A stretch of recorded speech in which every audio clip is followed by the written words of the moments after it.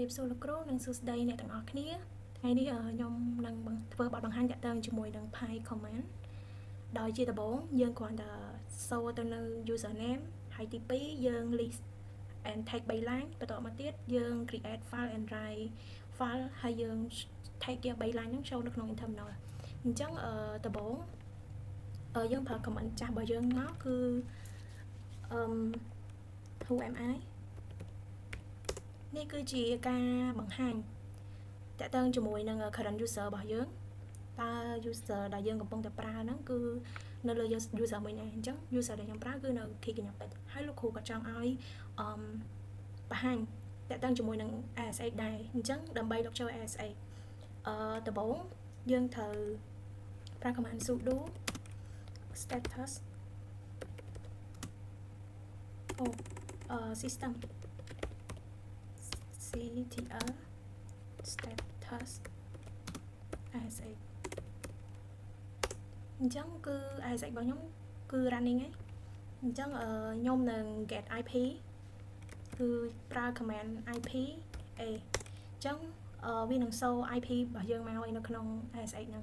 អញ្ចឹងលើកមុនខ្ញុំបង្ហាញនៅជាមួយនឹង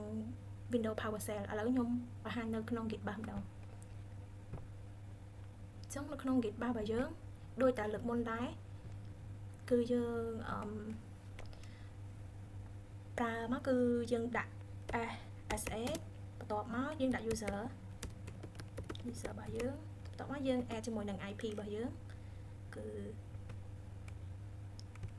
192.168.18.129 នេះគឺវាទាមទារ password អញ្ចឹងយើងដាក់ password មកចូលឯងអញ្ចឹងជាចូលដល់កន្លែងទី2គឺយើង list នៅ file ដែលមាននៅក្នុងLinux របស់ខ្ញុំអញ្ចឹងយើងប្រើ ls-lh នេះគឺជា file ដែលមាននៅក្នុង Linux របស់ខ្ញុំបន្ទាប់មកទៀតហ្នឹងគឺចង់បង្ហាញ3បន្ទាត់ដំបូងពី ls គឺយើងអាចប្រើ command គឺ ls-lh បន្ទាប់មកដក clear py ហើយយើងដក clear យើងបង្ហាញលេខគឺ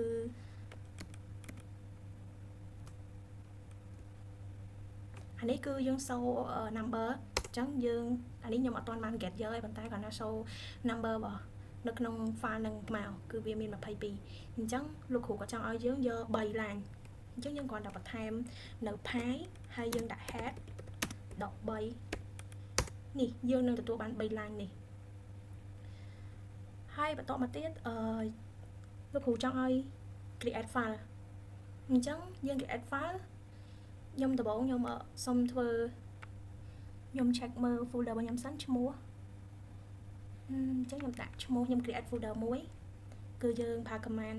mkdir ហើយយើងដាក់ឈ្មោះ folder របស់យើងមកខ្ញុំដាក់ថា testing បន្ទាប់មកយើងចូលទៅក្នុងfolder ហ្នឹង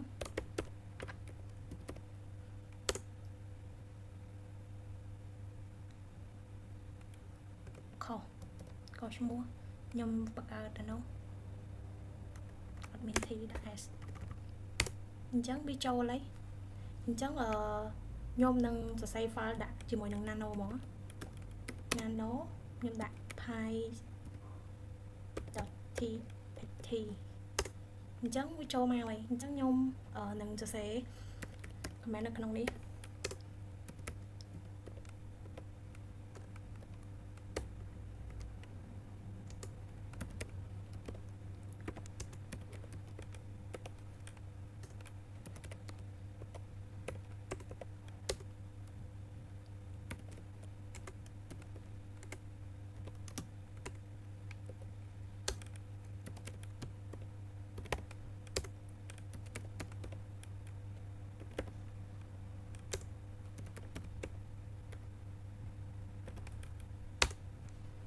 អញ្ចឹងដើម្បី save យើង control x បន្ទាប់មក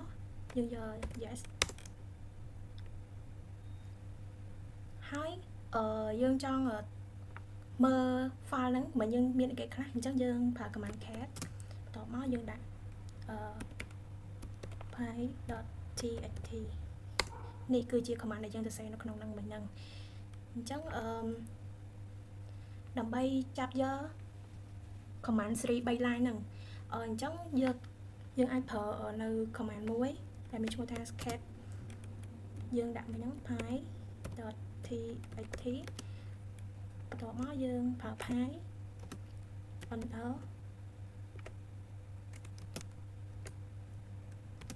យើងយក head 3នេះគឺវានឹង take យក3 line តែបើសិនជាយើងចង់ឧទាហរណ៍យើងចង់ប្រើមួយផ្លូវទៀតយើងអាចយើងថាយើងចាំអត់ច្បាស់ថាយើងចង់បានដូច time file ដូចមិញហ្នឹងគឺយើងមានលេខ1លេខ11លេខ22លេខ12ចឹងទៅតែយើងអត់ដឹងថាយើងគួរតែយកមួយណាអញ្ចឹងឧទាហរណ៍ថាបើសិនជាយើងចង់យក file ដែលមានដូចថាលេខ2អញ្